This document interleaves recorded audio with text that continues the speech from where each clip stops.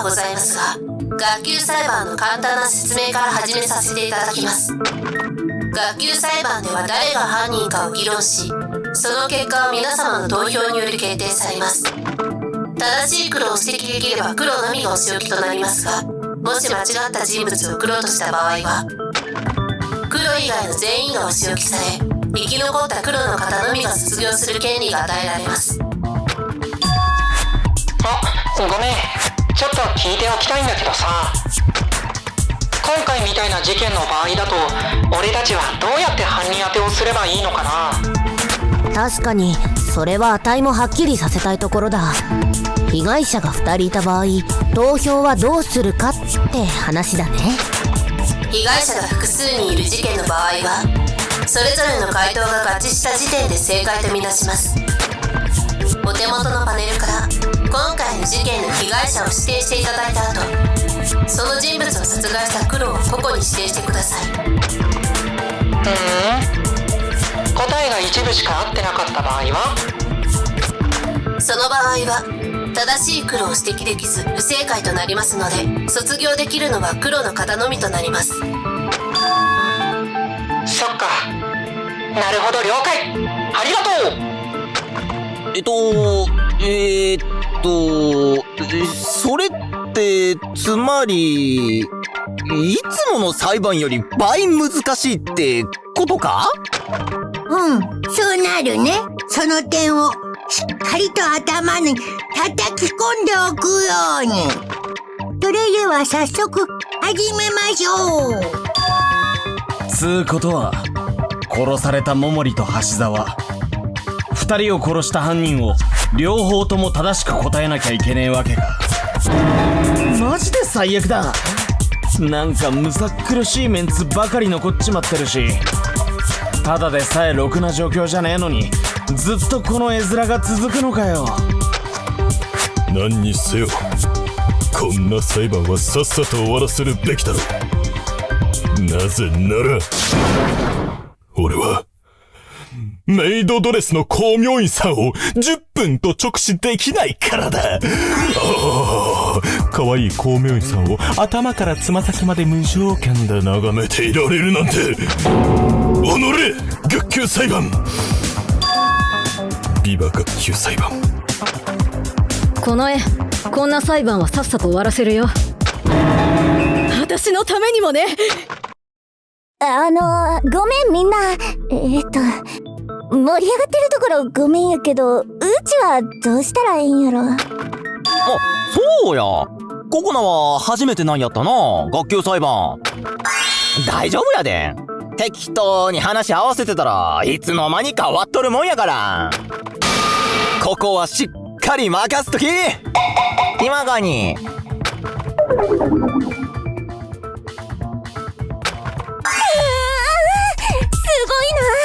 みんなテキパキしてて探偵さんみたいや。うちなんか全然どうしたらええか分からへんもん。別に慣れねえ方がマシだ、こんなもの。では初心者のアルマダさんのお手並み拝見といきましょうか。今回の事件で何か気になることはありませんか？些細なことでも何でも発言してみることがこの裁判では重要となってきますからね。気になること、気になることか。うち犯人はモノクマちゃんやと思う。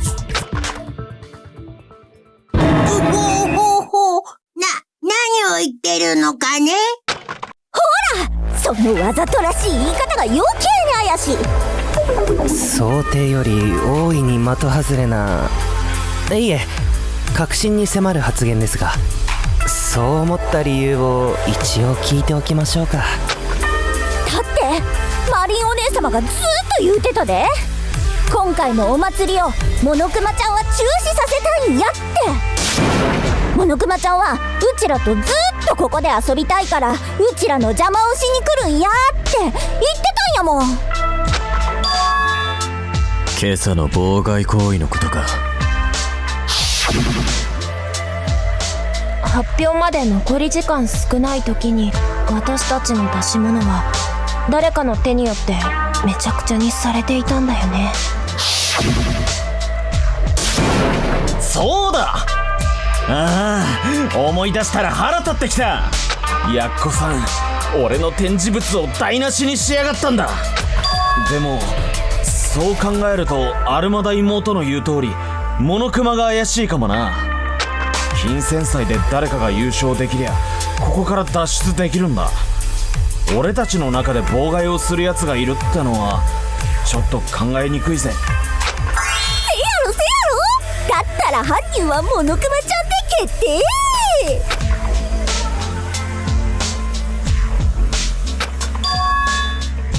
じゃあ後の処理は頼みましたよ、島立さん。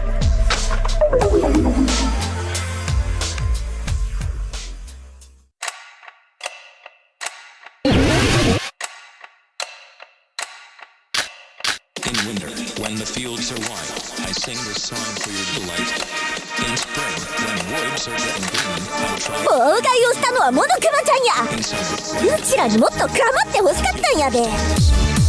あたいたちは誰が優勝しても誰も困らない。誰がチケットを手に入れても目的は同じ。脱出をお願いするだけだからね。私たちの脱出を面白く思わないのは全ての黒幕であるモノクマだけだよね。そうか。つまり俺たちの邪魔をしまくって自分だけ優勝するつもりだったんだな。それは違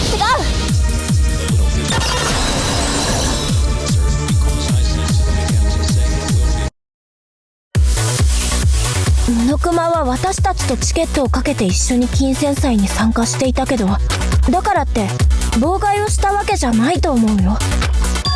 なんでなんだって、モノクマ自身も妨害されてたんだよ。ほら、坑道の隅にあった模擬店だよ。あのお店の商品も壊されていたよね。確かお店の名前は学園長の追悼ショップだっけ。はい。キーホルダーやアクリルスタンド、マグカップ、ブロマイドからトートバッグ、ランチボックスに至るまで、学園長デザインによる死亡した生徒の皆様の追悼記念商品を展開する物販スペースとなる予定でした。しかし結果として第三者の妨害行為を受けたことにより追悼ショップの利益はゼロ。学園長は現在赤字を背負っています。しょぼーん。私たちの邪魔をして高得点を取られないように計画したのなら、モノクマ自身が損をするように立ち回る必要はないと思うんだ。そっか。チケットを手に入れるために自分の邪魔までするのはおかしいってことやな。つうか追悼ショップって改めて聞くと悪趣味すぎんだろ。しかも金取るつもりだったのかよ。もしあいつの店が無事だったとしても雪女たちの死を売り物にしている時点で誰も買わないのは明白だったよね。というよりも、どうしてあそこまで大量の商品を揃えている間に需要がないことに気づけなかったのか。聞こえないよ。しかしそうなるとやはり俺たちの中に俺たちを妨害した奴がいるのか。なぜだというか一体誰が。俺は学園からの脱出にそこまで興味がなくて、出し物に参加する予定のなかったやつが怪しいと思うけどな。例えば関、てめえとかよ。そんないきなり犯人呼ばわりだなんてあんまりですよ。大体皆さんにこんなひどいことをこの僕がするわけないじゃないですか。心外だ。僕なら数千倍はうまくやりますよ。ああ、ひどいってそっちの意味ね。じゃあおまわりくん的にはあの妨害のどの辺がもっとうまくやれたと思うの？そうですね。例えば上田さんの植物の展示ですが、設置されていた農薬や液体肥料にまで手を出す度胸には感心しますが、あんなに部屋を散らかす必要はないと思います。何よりあれほど鮮やかな色の液体をあんな風に景気よくひっくり返したりなんかしたら、ビシャッって液体が跳ねて服についちゃうかもしれへんな。あくまで妨害が目的なら、そんなリスクを冒すよりも除草剤だけ使って展示物を台無しにすればいいと思いませんか？つまり妨害者はよほどの考えなしなビビリだったってことですよ。一理あるだろうな。荒らされていたモノクマの店の残骸に派手な汚れが付着していたのを見た。薬草室の床にあった液体の跡から見ても、妨害した人物に化学品の飛沫がついたんだろう。床の不自然に途切れた跡、靴の先の形にも見えたよね。そこに立って液体を思い切りこぼしたってことなら、かなり服を汚してるかも。やっこさんは相当泡を食いながら妨害したってことか。けどよ、あん時俺たちの中で服を汚してるような不審者がいたら、俺が真っ先に見つけてとっ捕まえてたと思うぜ。薬草室の薬品ってみんなビッカビカしてて、かなりヤバめの蛍光色やったもんな。みんなが気づいていないなら、うまくその場をごまかした何かがあるんだよ。ほら、いたずらって意外と堂々としてればバレないしね。お前はもう少し自重するべきだがな。では今度は犯人のいたずらごまかし大作戦について話し合ってみようじゃないか。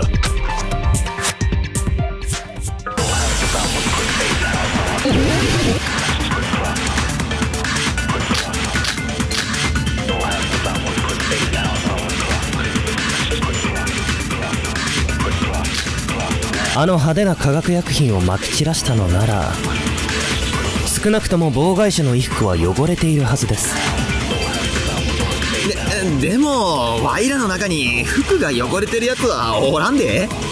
汚れたのなら洗濯してしまえばいい。薬草室の化学品なら洗っても簡単に落ちねえぞ。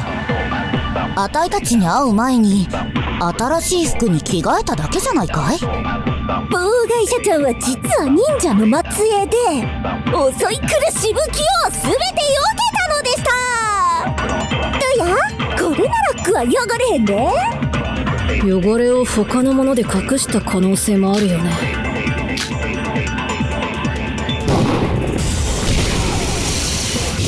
間違ってないよ。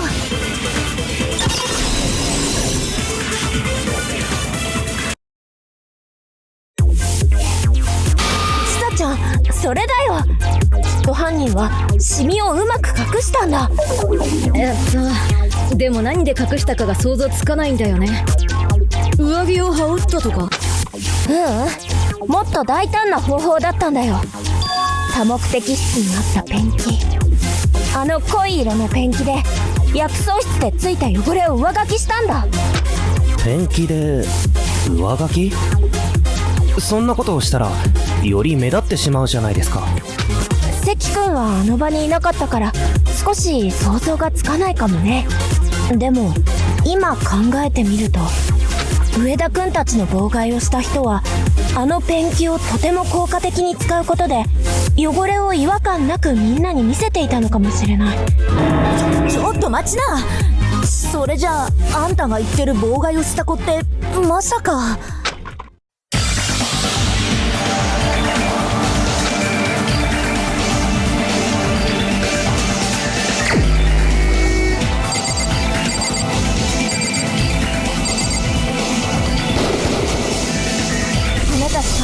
考えられない。アルマダくんだよね。アホ？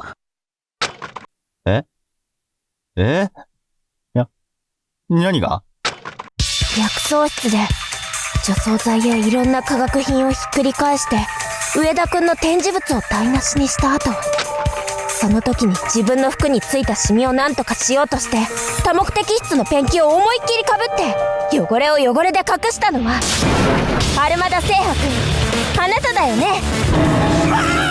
でかい声で急に詳細かつ明確かつ論理的な説明をするな。だんだん分かってきたぜ。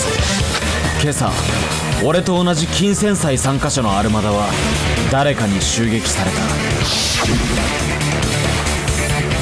俺たちはあの血の色のペンキのせいでアルマダが死んだんじゃねえかって心配と衝撃で頭がいっぱいになっちまった。けど実際は俺の邪魔をした証拠を隠滅するため、全部俺たちを騙すためのお前さんの茶番だったってわけだな。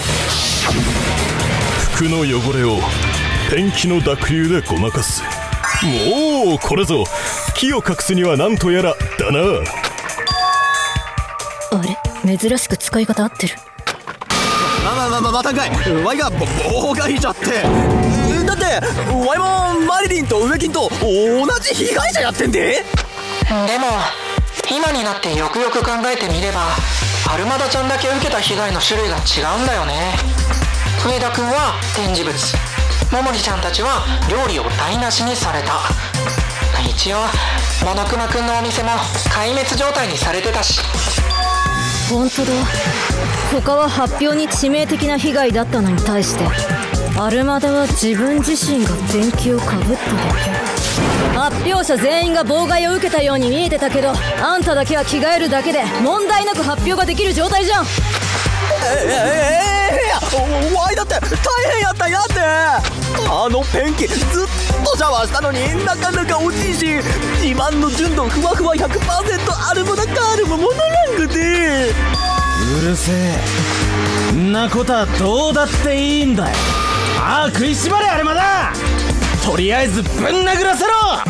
お前さんのくだらねえ妨害のせいで死んじまった草花の数だけな。待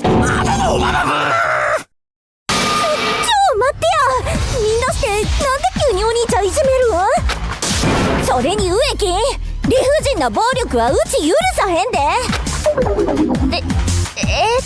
ココナちゃん、そういうつもりじゃなくて、今は犯人を探す議論をしているんだよ。あんたには悪いけど、アルマダはこの中で今一番怪しいから事情を聞いてるの。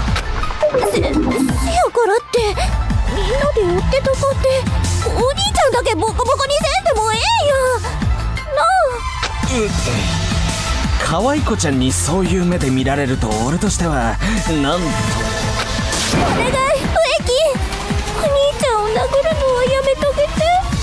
お願い植木、お兄ちゃんには優しくしたって。まだお前さんにはプライドってものがねえのか。服装も心もそんな内容ついたなりしやがって。ワイだって別に着たくて着てるわけちゃうわ。そもそも植木が遠足前の子供みてえに早起きなんかするからワイもペンキをかぶる羽目になったんじゃボケ。あ、自白した。いや今のは言葉のあややんか。とにかくお前はやっとなんで。あのね、妹ちゃん、今朝の状況をよく思い出してほしいんだ。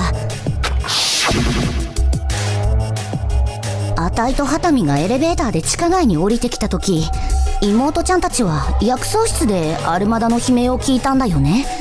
その後薬草室からやってきたあんたたちと合流して声がした多目的室に向かったんだ。地図で見た通り廊下は多目的室で行き止まりになっているから、犯人がその場にいてアルマダにペンキをかけて部屋を後にしたのなら、この廊下を移動中のあたいたちに絶対姿を見られるはずなんだよ。石目木さんの言う通りだよ。もしアルマダ君にペンキをかけた人が本当にいるのなら、その人は廊下で私たちに鉢合わせするか、部屋に隠れて後から合流するしかないんだ。だがそういう怪しいやつは見かけなかったな。じゃあサランラップや。ほら、仕掛けとか罠とか、お兄ちゃんに直接ペンキをかけんくても部屋にラップしておけばみんなに会わんでもできるで。ここな、それを言うならトラップやで。あ、なんかデジャブだ。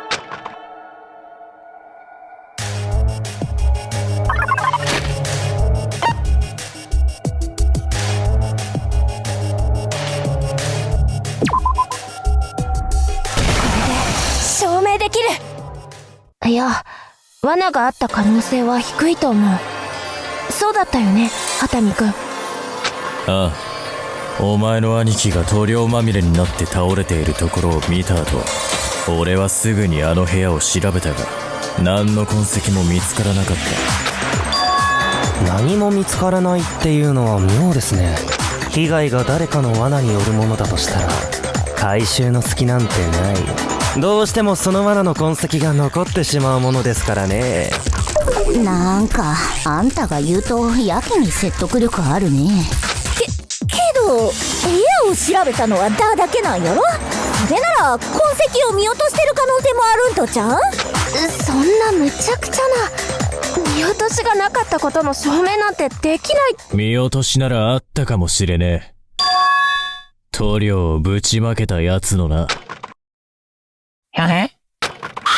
塗料管はあの状況からして一気に逆さに向けられたと思われるが、妙なことに両端の縁にだけ塗料の跡がない部分がある。わあ、すごいですね。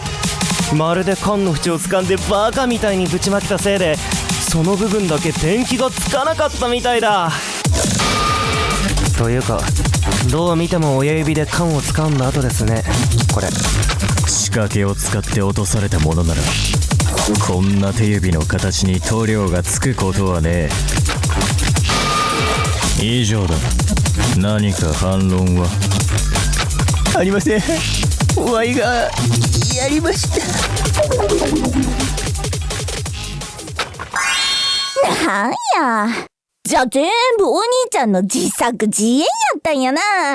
これなら納得するわけないやろ。何やったんねお兄ちゃん。お兄ちゃんがペンキかぶったせいでうちが泥塗られたやないか。だって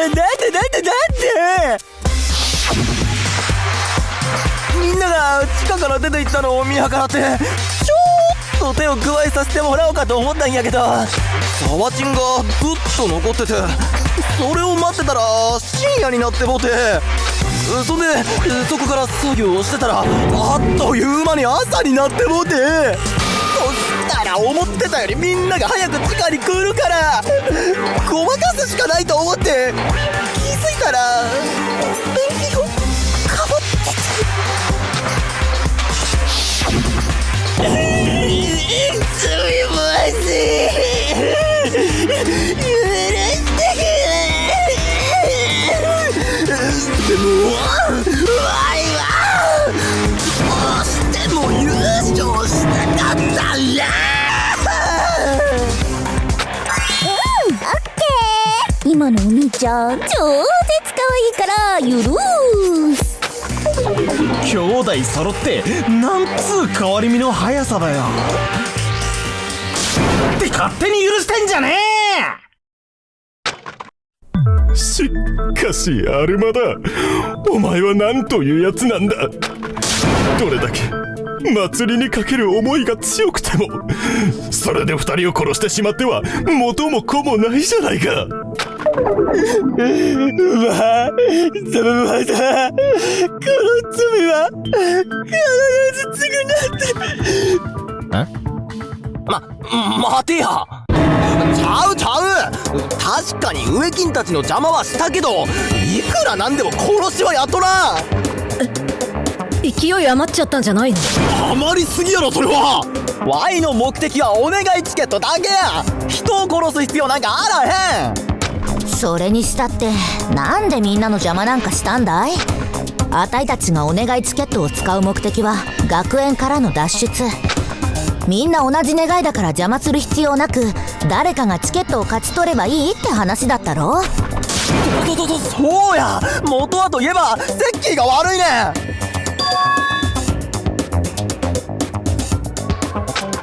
あんたのせいだって言ってるけどしかと決め込む気？ああ、すみません。僕がアルマダ君に恨まれる理由って一体何のことか。いや、どれのことか考えてたんですけど心当たりが多すぎて分かりませんでした。と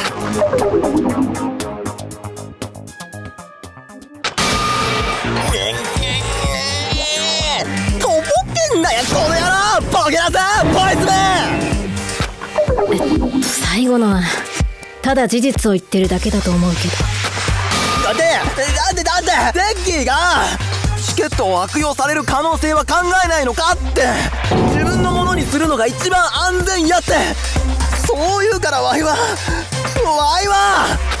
確かに少しアドバイスはしましたけど、こんなひどい手を使うなんて僕は思いませんでしたよ。僕に一言相談してくれれば協力は惜しまないつもりだったのに。おいカスとアホ、これ以上話し合わせんな。ややこしいことになる。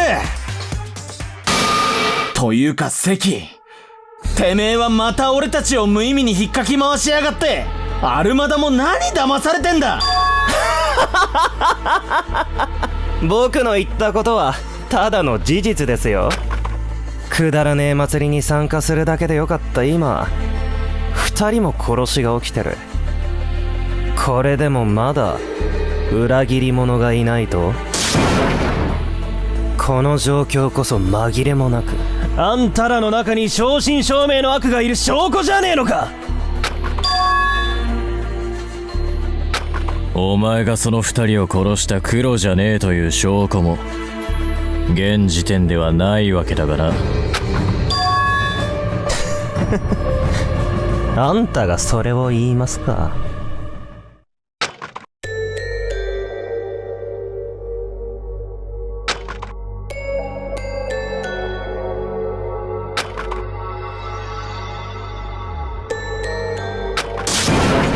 とにかくワイはやっとな、チケットのために人を殺す必要はないねんから。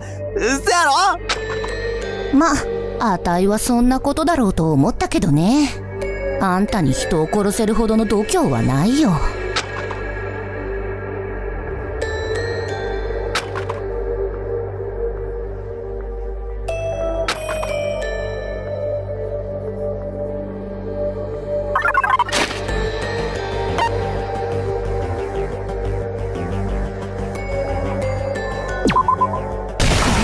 証明できる。それはまだわからないよ、アルマダ君。犯人の動機にお願いチケットが関係していた可能性があるかもしれないんだ。実は桃李さんの電子生徒手帳にはチケットのページがすでに追加されてたんだよ。そんなアホなアホなことがあるかい。だって事件が起きたのは金銭祭の出し物発表の途中やってんぞ。誰が優勝したかもわからんうちに殺人が起きとるのに、なんでマリリンがチケットを持っとんねん。あれ、もしかして皆さんまたルールをしっかり把握していなかったんですか？チケットが与えられるのはエントリーした生徒の中から一人と言っていましたが、それが金銭祭の優勝者だとはホールドノバは一言も提示していませんよ。なんだと？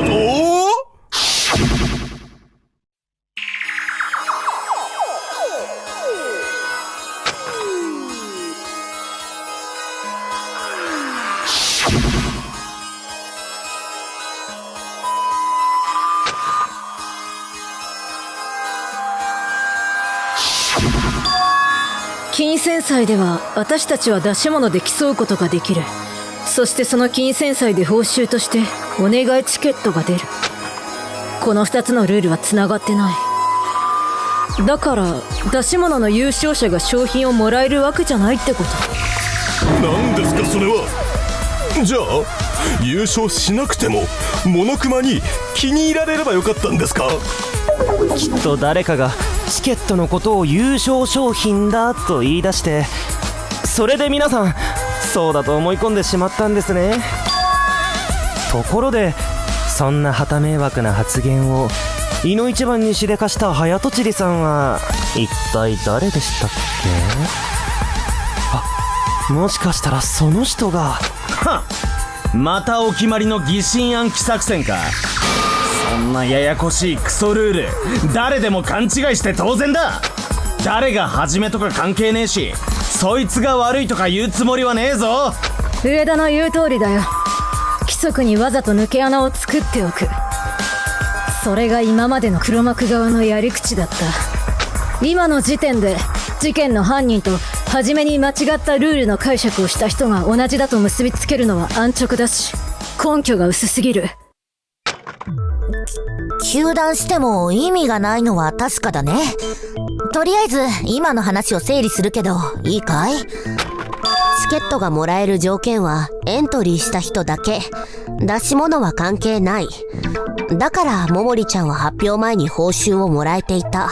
この事実がこの事件の犯人の動機と一体どうつながってくるんだい？証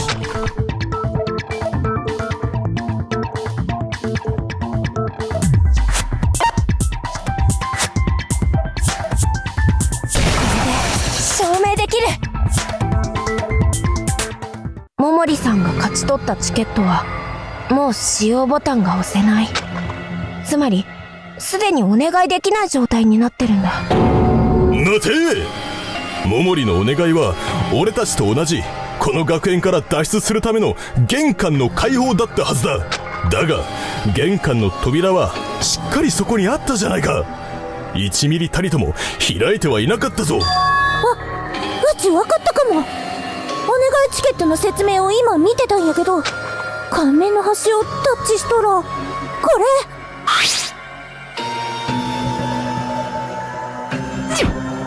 この最後の文章、これが正しいなら犯人の動機はお姉様を殺してチケットを奪うことなんやない？お姉様のチケットはもう使えへんけど、裏を返せばそれって犯人の生徒手帳にお入のチケットが追加されてるからやで。ココナちゃんの言う通り、それしか考えられない。理由はわからないけど、チケットでどうしても叶えたい願いがこの学園からの脱出じゃなかった人がいるんだ。なんやその物騒な。なんということだ。そんな裏を書いたやり方で見えないルールが隠されていたのか。ということはやはりチケットを狙っていたアルマだ。お前が犯人か。ジャケットだってもっとな。嘘やと思うならメガネのレンズからパンツの中まで何でも確認してくれ。調べるのは電子生徒手帳だけでいいんだよ。チケットのページはないみたいだよ。まあ本当に手に入れてたらこんなに大騒ぎしてないだろうね。みんな近くの人と電子生徒手帳を確認し合ってくれる？桃李さんと同じページを持っている人がいないかを確かめて。桃李ちゃんと同じ画面ってこういうやつ？そうだよ。その画面のチケット使用ボタンが有効になっているページを持っている人か。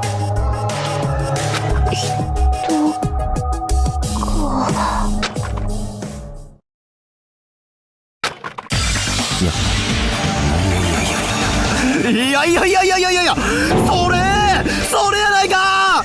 ワイが死ぬほど欲しかったチケット。なんでお前がしれっと持ち腐っとんねんパパ。すみません、ただのいたずら画像かもしれないのでもう少しよく見せてもらってもいいですか？疑り深いな。いいよ、見せてあげる。さあ皆様方、言葉を慎め、活画を開け。俺は非常識の白ガラス。これは詐欺じゃないよ、奇跡だよ。ほら、じっくりつらつらつくづくと、しっかりはっきりくっきりその網膜に焼き付けるのだ。ねえ、これが俺の手元にあることが何を表すか、そしてどういう意味になるのか、今の君たちならわかるかな？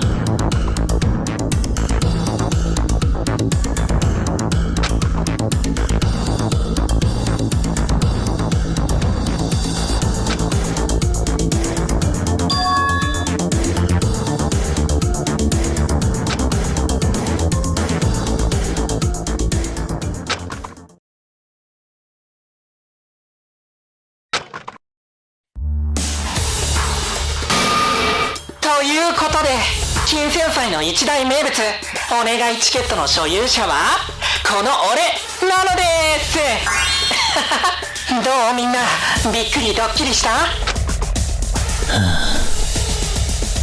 何わけわかんねえこと言い出してんだ。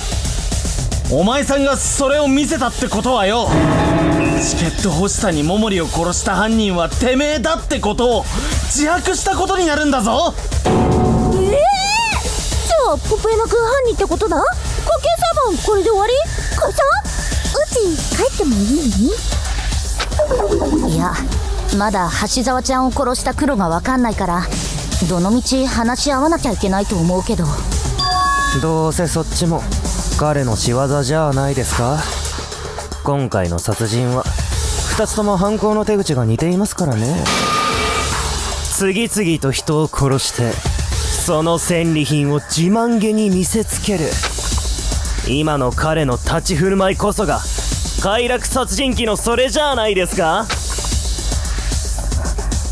鳩山くん、あなたがわざわざ自分からそれを見せたってことは、私は何か言いたいことがあるんだと思うんだけど、違うかな？いい感じに盛り上がってきた。それでこそエースを出してみせた甲斐があるってもんだよね。でもここはステージじゃない、裁判場だよ。だったらさ、俺一人がライトを浴びたって仕方ないじゃん。さあみんな、もっと議論をしよう。議題は何がいい？さっき話題に出た犯行の手口についてがいいかな。カ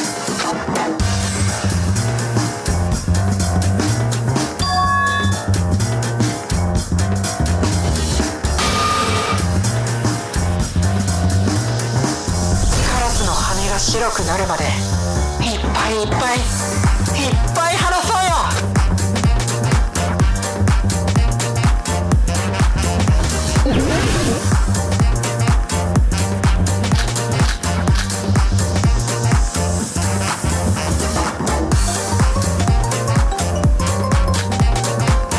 さて、俺が怪しいって根拠は何だっけ？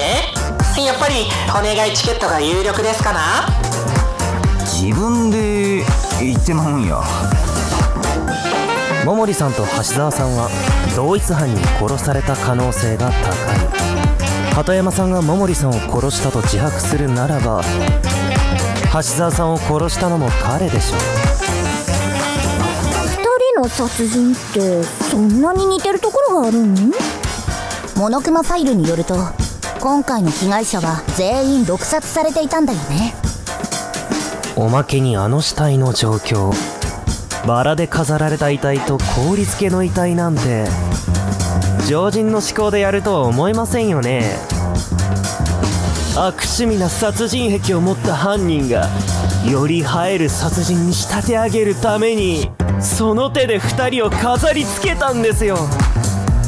黙ってろ、アホガラス。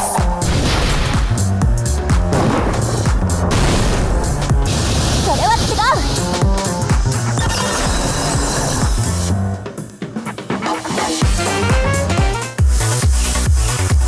う。私はお願いチケットを持ってるからって鳩山くんが犯人だと決めつけるのは少し早いと思う。桃利さんと橋沢さんの殺され方、その方法は彼には絶対に行えないものだからね。丸ごと氷漬けとかバラの花とかってことか？でもそういうんが超高校級の手品師にしかできへんような、死体で遊ぶってのがいたずら好きのポッポっぽいっていうか。そもそも2人の殺され方は別に見栄えだとか犯人の趣味とかじゃないんだ。見立てのためだったんだよ。見立てですか。童謡や伝説、楽曲などになぞらえて殺人を犯したり殺害現場を装飾する手法のことですよね。ですが花や氷がモチーフにされたものなんて何かありましたか？ちょっと見当がつかないんですが。そうだろうね。だってこの見立ては桃利さんが考えたメイドカフェの旧メニューがモチーフにされているんだから。旧メニューとは何のことだ？私たちが実際の発表で出した料理と本来考えていたメニューは実は全然別物なんだ。どっかの誰かのせいで本来のメニューは台無しになって、じっくり調理をし直す時間がなかったからね。あ、その説はどうもすいません。じゃあその当初出す予定だった旧メニューってのはどんな内容だったんだい？私メニュー持ってるよ。前菜がキラキララッキーカラーの5色サラダ、メインには咲き乱れる愛のローズのラブラブビスクパスタ、最後にこの思いはあなただけのものキュンフワアイスキューブをデザートとしてご用意しています。練習のしすぎですっかり麻痺してた。これすっごい恥ずかしい名前のメニューなの忘れてた。任せてください光明院さん。俺は全部注文しますから。あとチェキはオプションにありますか？なんて妙に詳しいのよあんた。もうとりあえずこのメインとデザートが見立てなの。確かにお前さんたちが俺に相談してきたメニューはそれだったな。バラのパスタとフルーツの氷漬け。二人の殺し方と一致するぜ。桃利さん考案のこのメニューを知っていたのはメイド喫茶のスタッフである私とちさちゃん、橋沢さん、途中で料理を手伝ってくれたココナちゃん、薬草室の食用のバラを提供してくれた上田くん。もう思い出した。その時に俺もそのメニューをちらーっと見た気がするぞ。あと好き勝手にメニューをめちゃくちゃにしてくれたアルマダも追加ね。このメニューは発表会まで他の人には秘密って言われてたんだよ。特に鳩山くんに対してはね。俺？なんで？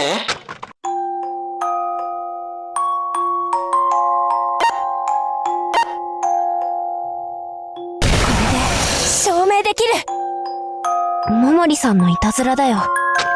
彼女のいたずらを成功させるために私たちはメニューの内容を口止めされてたんだ。実は鳩山くんの料理だけをパスタの代わりに苦手な人参にすり替えておこうって計画を立ててたんだよ。ベジヌードルって言って人参を細長くカットして麺の代わりにする料理があるの。見た目もすごくパスタに似てるんだ。日頃つまみ食いされるお返しに全力でいたずらを仕掛けようって。だから感づかれないようにあんただけには絶対に秘密だった。桃利ちゃんがね。なるほど。じゃあメニューを知らされてなかった俺は見立てができなかったから犯人じゃないってことなんだね。あなたがチケットを持っていた理由はわからないけど、桃利さんを殺した犯人の可能性は低いと。全然調子外れやで。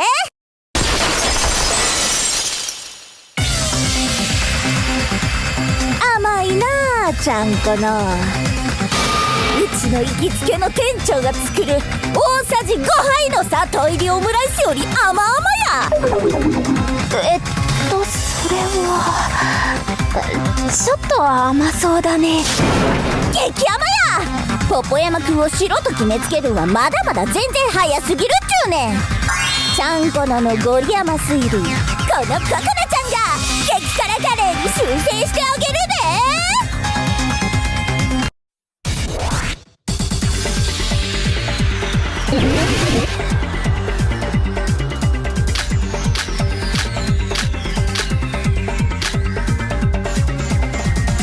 メニューはポポエマくんに口外禁止。そんなん全然理由にならへんで。家庭科室に入り込んで冷蔵庫の中を見ればメニューの内容なんて一発でわかるやん。現にうちのお兄ちゃんはそのズルをして発表に出す料理が何か知ってるわけやしな。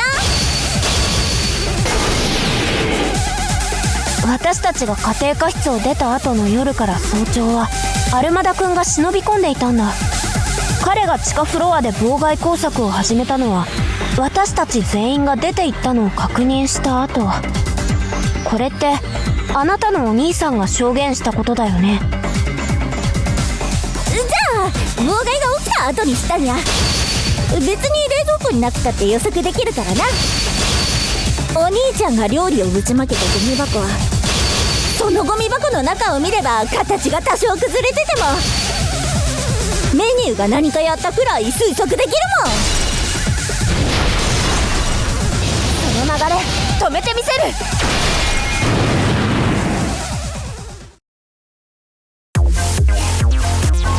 やっぱり見立てができるのはさっき言ったメンバーだけだよ。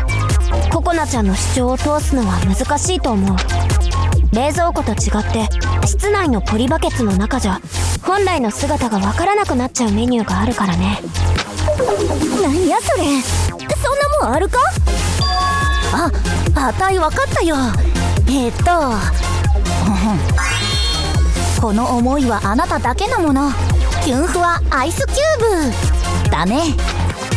そう、そのデザートは花びらや果物を氷漬けにしたもので、飲み物に入れて楽しむものだったんだけど、室温だとほんの数十分で氷が溶けてしまうんだ。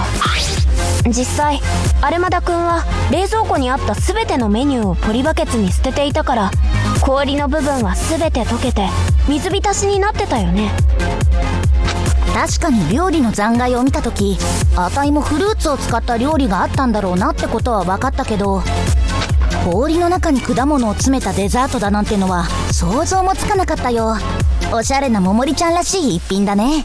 ふむふむ、なるほどということみたいだから、俺は無罪らしいね。らしいってお前さんよ。でもそれならポッポイマくんはなんでお願いチケットを持ってるん？そんなにチケットの行方が気になるなら、もっと別の視点から事件を見たらどうだ。一番初めの所有者だったマリンはどうやって殺されたのか、それを明らかにすれば見えるもんもあるだろう。私それ気になってたんだよね。モノクマファイルによれば全員毒殺だったわけでしょ。でもあの時マリンは限られた時間で料理を作り直すのに必死だった。毒物なんて口にする隙なかったと思うんだけど。マリリンが毒を食らうタイミングか。せや、料理の味見をした時とちゃうか。自分の作った料理に毒が入っとったんや。もし本当にそうだとしたら、それを食べた審査員の俺たちはとっくに死んでるということになるな。何？ということはここは天国か。そういえば光明院さんの姿が光り輝いて見える。大丈夫だよ松岡、あんたの目は元からおかしいから。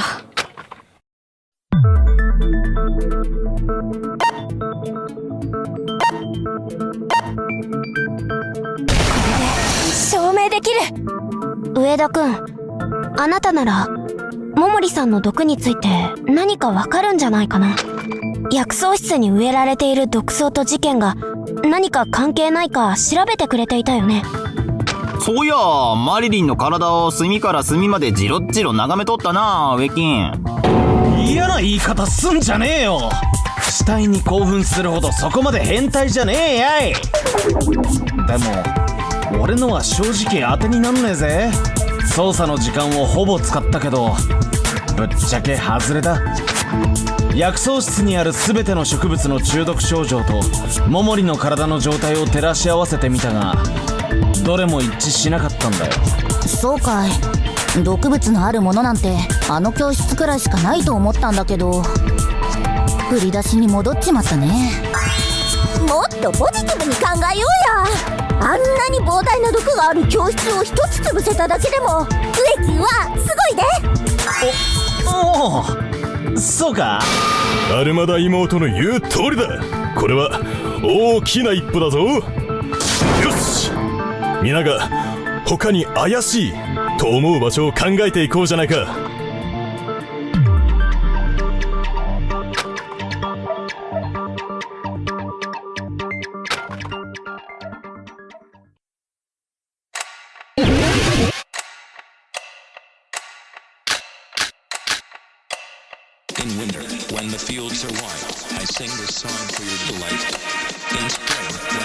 薬草室以外に毒物が置いてある部屋ってあるのかな？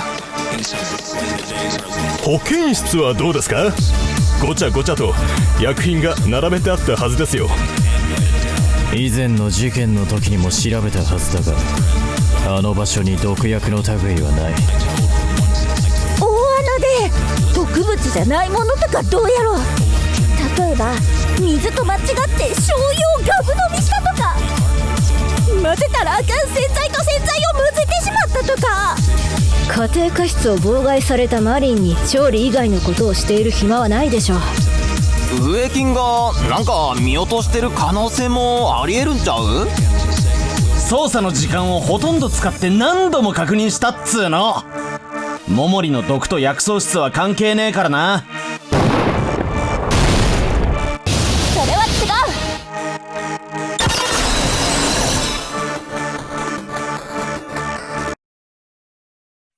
う。桃利さんの遺体の手の下にあった紙の切れ端。上田君はあの紙の内容は見なかった？ああ、そんなもん知らねえよ。こちとら遺体を調べるので手一杯だったんだぜ。この絵、そいつを議論に持ち込む意味分かってるよな？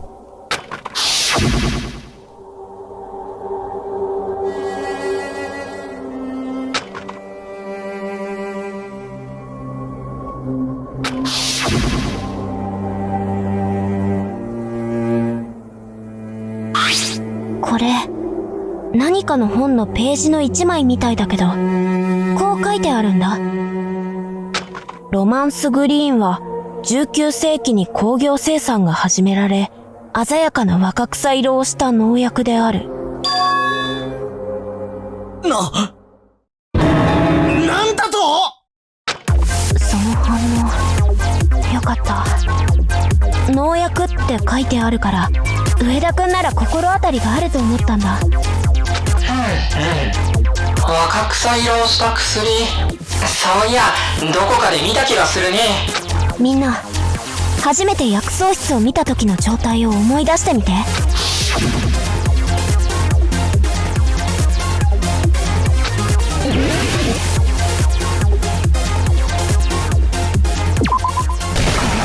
証明できる。あ、そういえばあった。緑の液体がたくさん入ってた瓶。薬草室に植えられていた植物と事件は関係ないだろうけど、この薬品は何か事件に関わっているかもしれないよ。何にせよ、まずはその瓶の中身がページの記述通りの薬品なのかどうか断定させる必要があるな。金次。あ、もう分かったよ。確かにあれがロマンスグリーンって薬品で合ってるよ。念のために聞いておきますが、その薬品に致死レベルの毒性があったりはしませんよね？ある。なあ、すまんが上田、もっと大きい声で言ってくれないと聞こえな。ある大ありだよ。完全なる俺の見落としだよ。これで満足か？何？逆ギレ？いや待て、一応言い訳させてくれ。そいつの存在を忘れてたのには理由がある。いいか、ロマンスグリーンはそもそも毒薬じゃねえ。害虫を駆除してくれる薬なんだよ。ただある特定の条件下で強力な毒性を持つ。だから島立の言う通り、今は流通もしてない大昔の薬だ。現に薬草室の妨害をするためにあの瓶をぶちまけたはずのアルマダは全然ピンピンしてるだろ。もしかしてわい、実は相当危ないことをしてた？別になんともあらへんけどな。条件が特殊っつうか、普通にしてたら毒性なんて出ないんだ。あまりにも使い勝手が悪すぎるっていうか、どう考えても人殺しには向いてねえような代物なんだよ。だから毒物の候補から外したってしゃあねえだろ。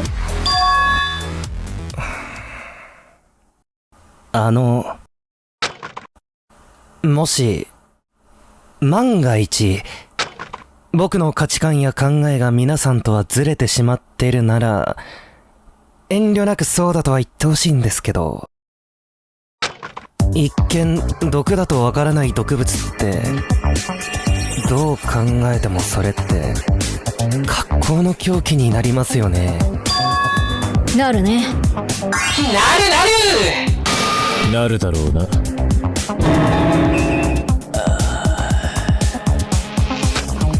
植木大丈夫か？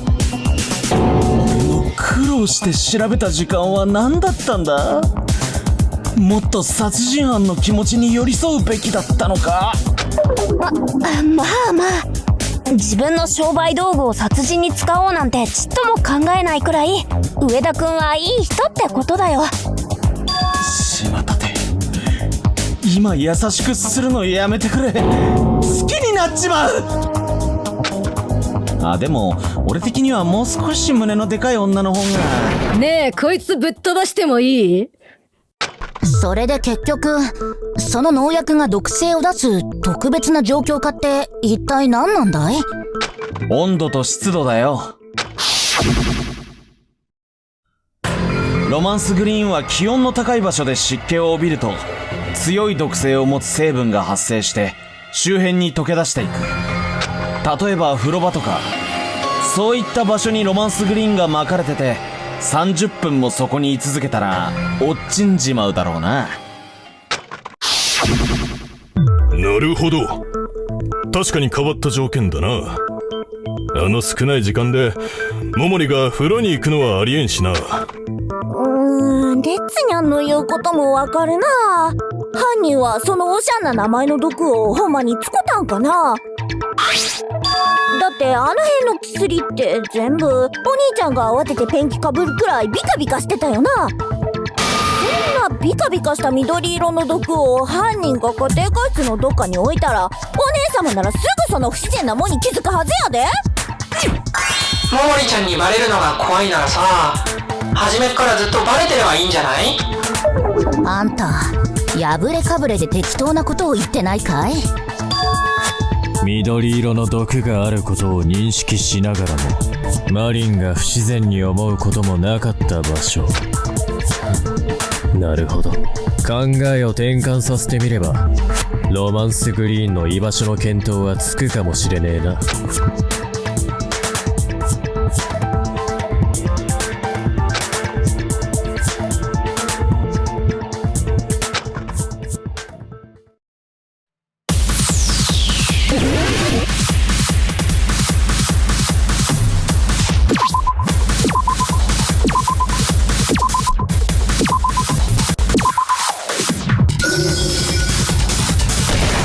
つながったよ。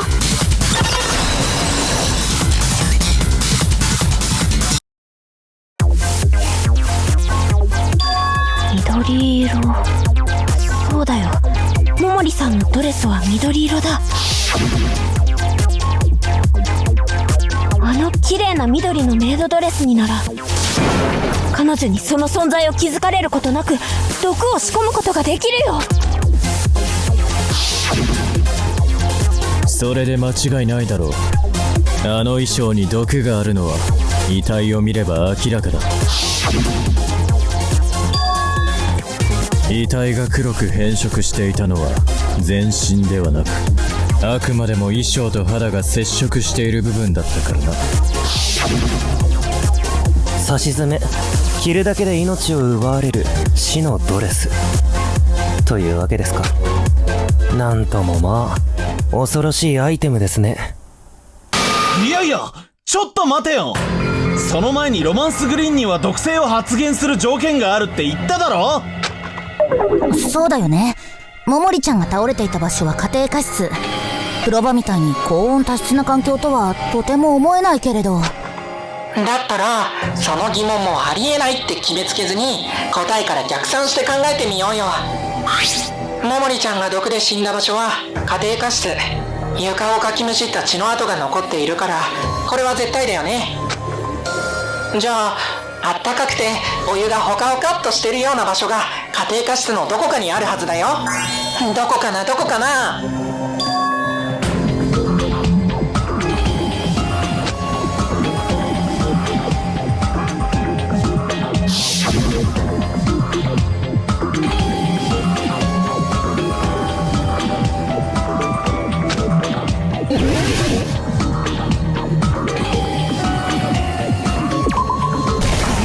証明できる。桃李さんは料理を台無しにされて、残された少ない時間でメニューを新しく作り直すために急いで調理を始めた。効率よく料理を作るために一度に複数の鍋に火をかけて、紅茶を入れるためにお湯を沸騰させたりもして。そうか。つまりその瞬間、ロマンスグリーンのややこしい毒の発動条件が見事に揃ってしまったのだな。す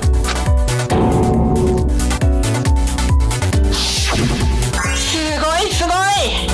さすが島立ちゃん、よくわかったね。そしてこれでよくわかってくれたよね。誰かさんが料理を捨てるなんてひどいことしなければ、桃李ちゃんは死ななかったかもしれないってこと。確かにそういうことになるよね。アルマダ、待ってくれ。ワイはマリリンを殺すつもりなんてなかった。なんとかいう毒の話だって知らん。キングラ祭で優勝してチケットが欲しかっただけ。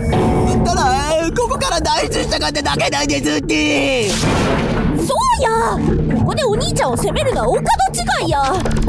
ただタイミングが悪かっただけで、遅かれ早かれお姉様は犯人の毒に殺されてたに違いやらへん。そういえば今回の事件ですが、今までの推理が事実だとした場合、殺しのトリガーを引いたのはコンロに火をかけた桃李さん自身ということになりますが、彼女が黒になってしまうのですか？その点についてはご心配に及びません。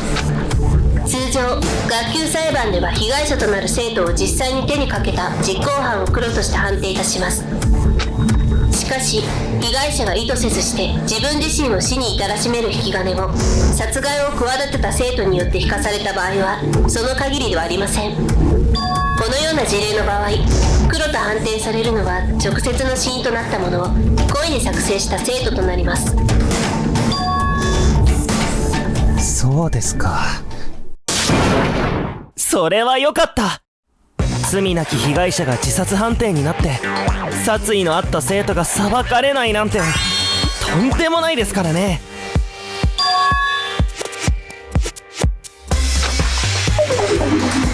あたいもう突っ込まないからね。ちょい待ち。それなら黒はマリリンのドレスに毒を持ったやつってことよな。じゃあはよその黒を見つけようや。シバコ頼んだね。そうだね。まずはそこをはっきりさせようか。そうだ、まだまだ問題はあるぜ。ロマンスグリーンは液体の状態で瓶に保存されていたんだ。衣服の中に入れたとしても濡れてたらさすがに気づかれるぞ。一体どうやってドレスに毒を仕込んだっつんだ？隙を見て乾かしつつ塗り込んだのであろうか。こうささベタベタっと。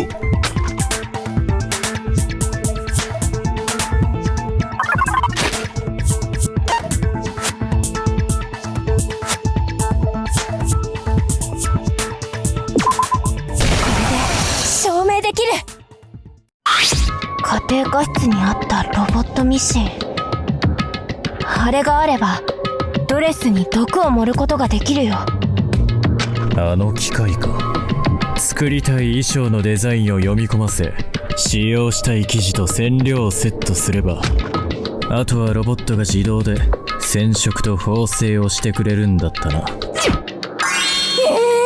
そんな簡単にドレスが作れる時代に科学の力ってすごい。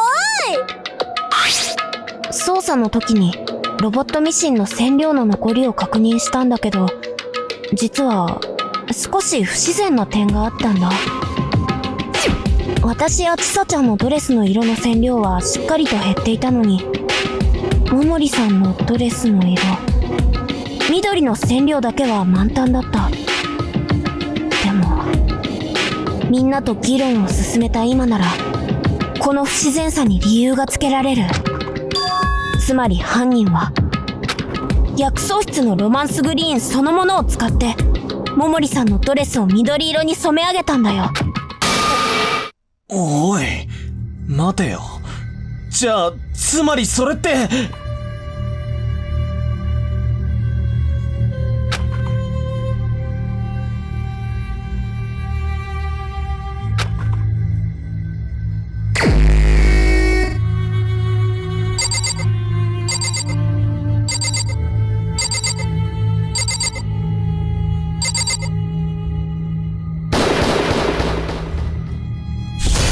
そうだったんだ。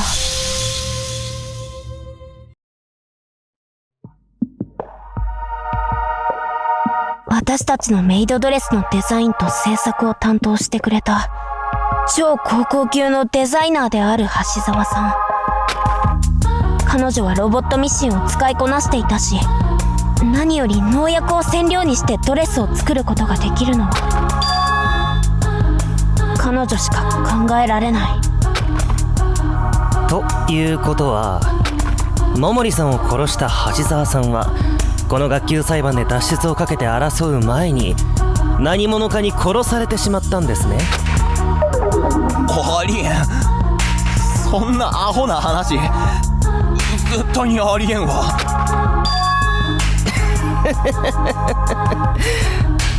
悪の殺人犯を殺す殺人犯ってのがどんな面してるのか早く拝みてえもんだな。